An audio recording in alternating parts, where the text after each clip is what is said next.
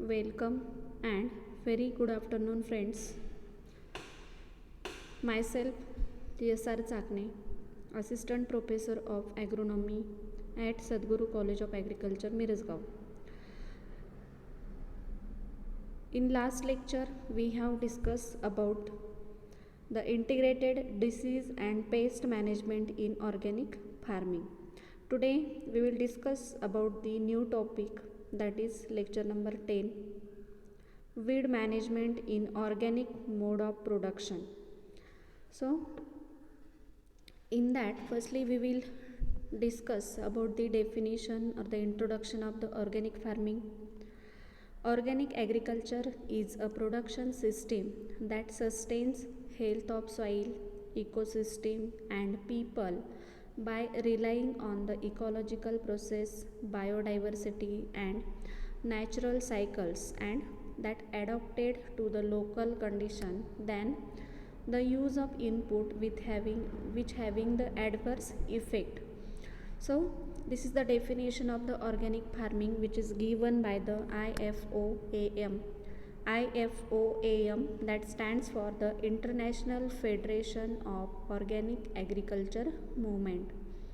Then the organic farming that uses the organic source of nutrient and pesticides but excludes or strictly limits the use of synthetic fertilizers, pesticides, that includes the herbicide, insecticides and the fungicide. That means in organic farming we are totally avoiding the use of any type of the chemical substance in the crop production. Then there are various important components of the organic farming are there. In that, the most important component, that is the use of the green leaf manuring, then use of the crop rotation, then use of the vermicompost, various manures, then biofertilizer and the animal husbandry. Then it also includes the biological management of the weed. These are the various components of the organic farming. They are directly or indirectly help in controlling the weed. Then the organic farming, which are depend on the four basic principle. This principle, it includes the principle of health, principle of the ecology, then principle of fairness and the principle of the care. So the organic farming, which are working on these four basic principles. In short, we have discussed about the organic farming, their components and the principles. Then here we have to discuss about the weed management principle. The basically weed management under the organic farming, which are depend or which are based on the three principles. These are weed prevention, weed eradication and weed control.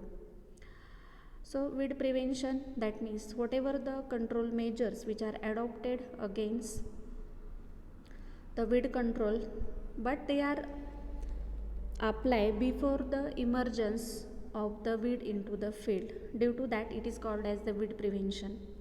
In weed prevention, that prevent the entry or the establishment of weeds in an area. This is the first principle of the weed management. Then second one is the weed eradication.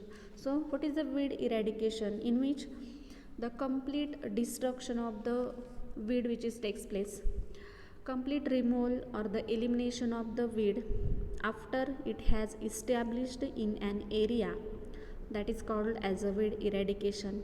And third principle, that is the weed control, that process of limiting the infestation of the weed plant so that crops can be grown profitability.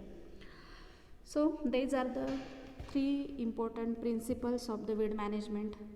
These are weed prevention, weed eradication and the weed control.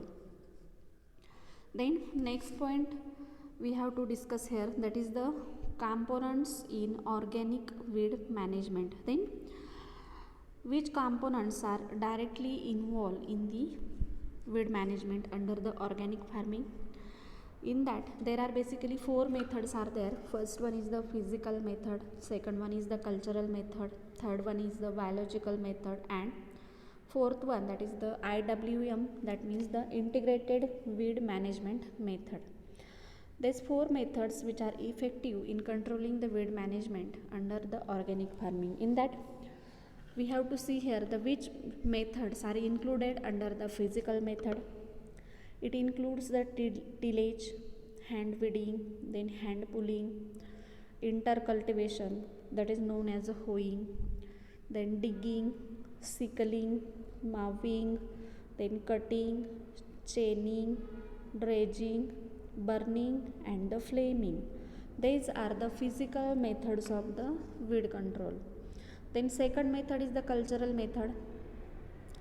This cultural method which includes the crop rotation, use of the cover crop, then adoption of the intercropping system, then adoption of the specific planting pattern, then selection of the variety, irrigation or the water management, then use of the stale seedbed technique, then use of the proper seed rate and the use of trap crop. These are all included under the cultural method of the weed management. Then third important method, that is the biological method, in which two approaches which are included. First one is the classical approach, that is by using the insect, fish, then competitive plants, and then second approach, that is the bioherbicide approach, that is by using the microbial plant pathogens as a fungi and mycoherbicides. Then it also includes the naturally occurring herbicide, that is known as the secondary plant product. Then last method of the weed management, that is the integrated weed management. So what is the integrated weed management? It is the combination of the physical, cultural and the biological method, that is combinedly called as the integrated weed management. So these are the important components of the organic weed management we have discussed here. Then next one, this slide that showing the physical or the mechanical method of the weed management practices. See, in which all the slide that will showing the physical or the mechanical method, in which the various mechanical practices which are carried out by using the various types of the implements in the standing crop. Then we have to discuss here the physical or the mechanical weed control method in detail. The physical force, either manual, animal or the mechanical power, is used to pull out or to kill the weeds, that is known as the physical or the mechanical weed control. This physical or the mechanical weed control method, it is both time consuming and the labor intensive method, but that method is a very most effective method for management of the weeds in organic farming. Then physical weed control aims at directly suppressing or removing the weed plant in the field to enhance the competitiveness of the crop. Then here one chart is given in which the various types of the implements and their weed control effect under the physical or the mechanical method we have to discuss here. So the first implement that is used is plow. So by the use of this plow, that will disrupt the growth and the seed produce. Then it also buries the perennial seeds produced and their below ground root or the stem system. So that is the effect of this plowing. Then second one, that is the cultivators or the disc cultivator. It also disrupts growth and seed produce. Then it also fragments the perennial weeds and underground root or the stem system. Then next implement, that is the harrow, that will kill or destroy the small weed plant. Then next one is the roller. This roller that helps to improve the germination condition for the crop. Then weed harrow, that weed harrow will cover small weed plant with soil or uproots them. Then next one is the interrow cultivator. that will cover small weed plant with soil, then uproot them or cuts them off. Then next one is the brush weeder. That brush weeder that will covers the small weed plant with a soil or uproots them. And last implement which is used in a physical or the mechanical weed control, that is the weed mower. That weed mower that cuts off weeds in growing crops. Then the next we have to see here the agronomic management practices, in which we are using the various agronomic management practices to control the weed. It includes the rotation of the dense crop, that means it includes the oat, rye with open crop. Then next one, that is the use of the cover crop, in which the red clover crop which is used as a cover crop, in which most of the canopy of the soil surface that is covered by this red clover crop, and due to that the weed is or the weed growth is suppressed due to that cover crop. Then the next one, that is the intercropping in sunflower. Here the groundnut plus sunflower intercropping that will also help to reduce the intensity of the weed. Then next one, that is the sorghum that is used as a smother crop in suppressing the weed growth.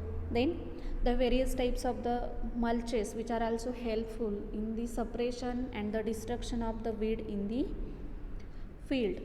Then again the field pea and oat or mustard that will also used as a cover crop to control the weeds. Then the next method we have to discuss here, that is the cultural or the agronomic management practices. It includes the important cultural practices, in which first is the crop rotation. The crop rotation that involves the alternating the different crop, a systematic sequence on the same land. The important strategy for the developing a sound long-term weed control that is achieved through the adoption of this crop rotation. Then the next cultural practice, that is the use of cover crop. Then by using the various cover crop, that also helps in reducing the weed emergence by the 75 to 90%. For example, the various crops which are used as a cover crops as a Sudan grass, then buckwheat, annual ryegrass and the Cispania. These are the various cover crop we are using.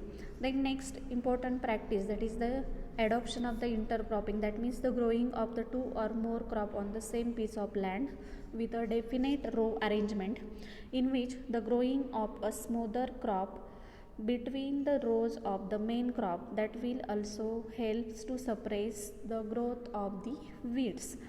Then next one, that is the adoption of the specific planting pattern, in which the crop population, then spatial arrangement and the choice of cultivar, that is very important in the selection of the planting pattern of a crop. Then the use of the mulching or the mulches, in which the allelopathic chemical in the mulch also can physically suppress the seedling emergence, in which the first type of the mulch which is used as a living mulch, the plant species that grows densely and low to the ground, and second one is the organic mulch such as the straw, bark and the composted material which is used as a organic mulch. Then next cultural method, that is the soil solarization. The basic principle of the soil solarization is to elevate the temperature in a moist soil to a lethal level that directly affects the variability of the certain organisms. Currently, the most common practice of soil solarization is based on mulching moistened soil with a transparent polyethylene.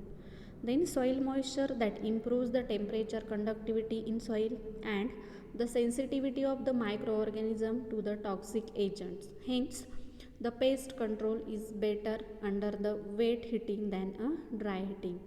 This applies also to weed control, presumably because moist seeds are in a more advanced metabolic activity. Then next one, that is the competitive crop cultivars. The crop cultivars vary in their abilities to compete with and adapt to weeds. Then several characteristics can enhance a cultivar's ability to compete with weeds, including its physical structure. Then tall grain crops, for example, are generally more competitive with with weeds because they intercept with the light. Then a large leaf area and a high biomass production can also contribute to a cultivar's competitive abilities. Then here the diagram that will showing the method of the flame weeding that is used against the various grasses to control. By this flame weeding, it is a very effective method against the weed control in the barren land. Then the flame cultivation, the weed control method using a brief exposure to high temperature or the water in plant tissues that rapidly expands, ruptures cell and disrupt the cellular processes. The flame weeding, also called the flame cultivation, that relies on the propane gas burners to produce carefully controlled and directed flame that briefly passes over the weeds.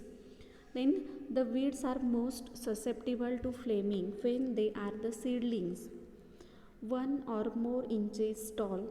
Then broadleaf weeds are most susceptible to lethal flaming than the grasses. Then the grasses develop a protective sheath by the time they are approximately 1 inch tall and may require a second flaming.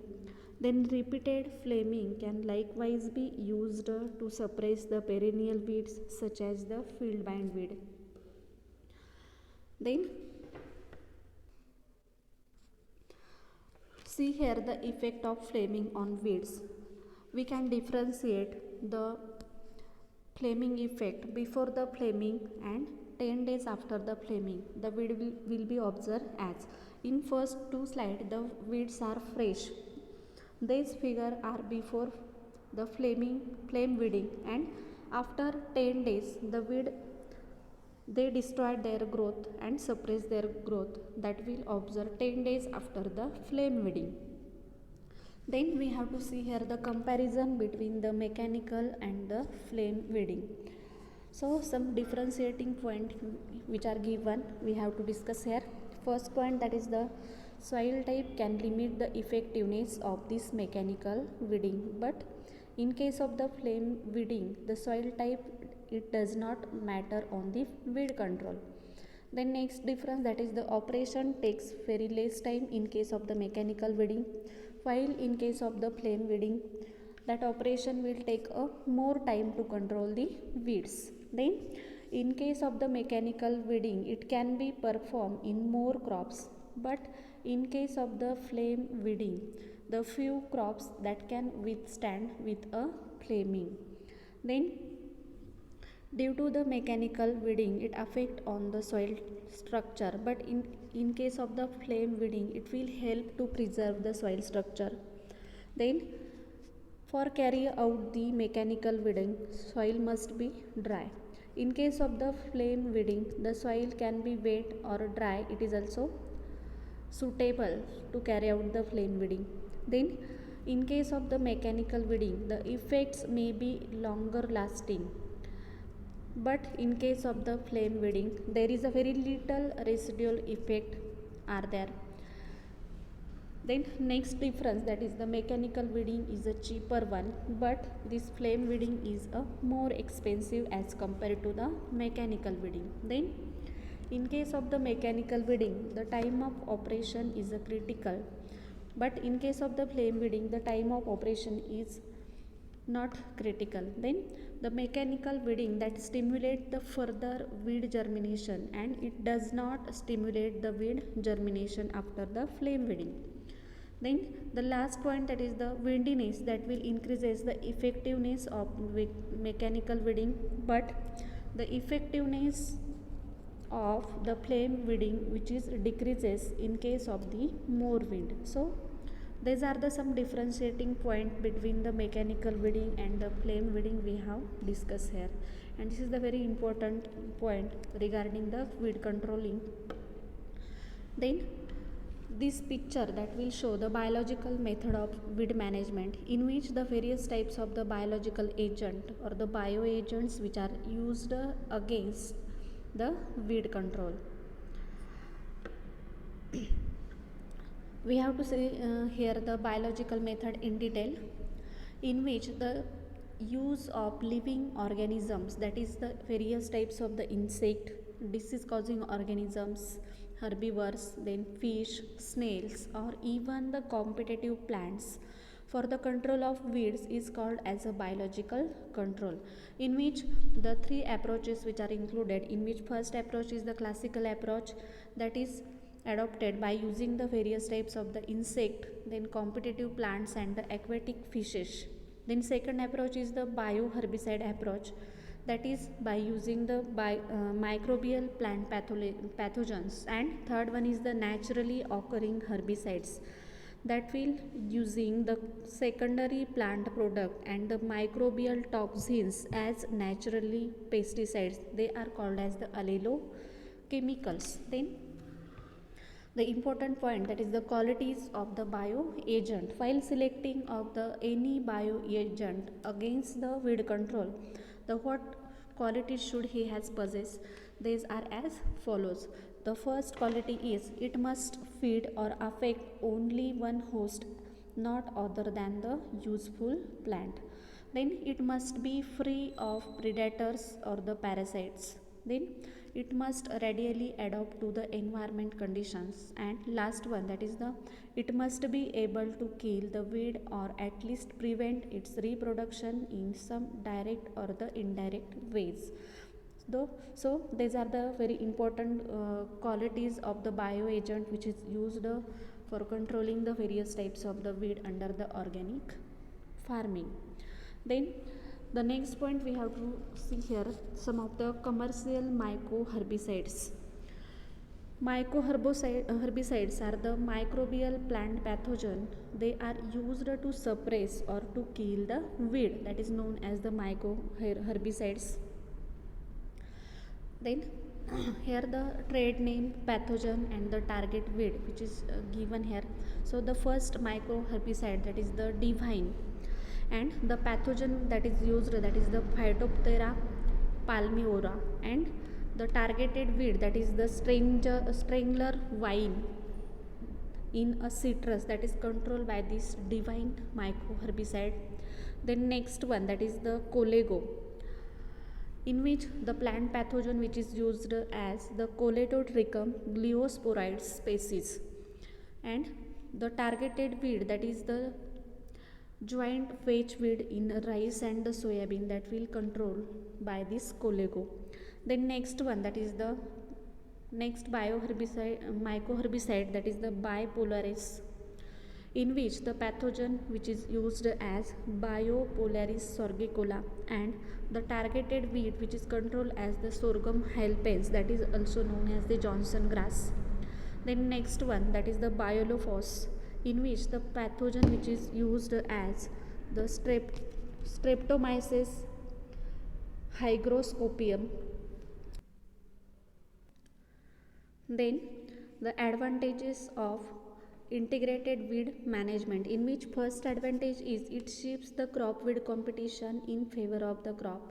Then it prevents the weed shift towards the perennial nature. Then there is a no environmental pollution due to the adoption of the integrated weed management. Then it will give the higher net returns. And last advantage is it is suitable for the high cropping intensity. In this way we have discussed about the weed management under the organic mode of production, in which different methods which are used to control the weed, but by using this method we are totally avoiding the use of the chemical to control the weed under the organic farming. So friends, if you like my YouTube video, then please like, share and subscribe my video. Thank you.